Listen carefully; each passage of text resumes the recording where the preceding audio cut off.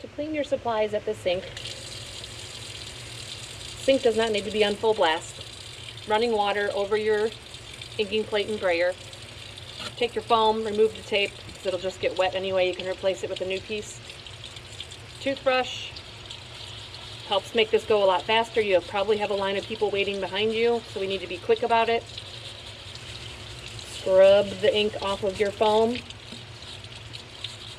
Set it off to the side so you can dry it off when you're done. Pick up your brayer. Use the toothbrush. Use your thumb to roll the brayer. Use the toothbrush to remove all the ink from the brayer. Paying close attention to the ends here where ink likes to wrap around.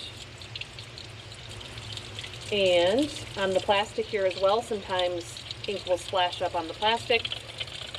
Set that off to the side to be dried. Pick up your plate. Still using the toothbrush, makes it go a lot faster and keeps your hands clean too. Get rid of all the ink. Look on the edges, look on the back, especially when it was sitting down in the sink. Color may have wrapped around the back. When you're done, use paper towel to dry off your supplies. Whether someone's printing after you or not, your supplies need to be dried off before putting them back on the tray. The plates will stick together when they're wet, and it creates a puddle. And if someone's printing, they need dry supplies. You're going to dry off the brayer and the plate and your foam. There's tape on the back table. You can get a new piece of tape.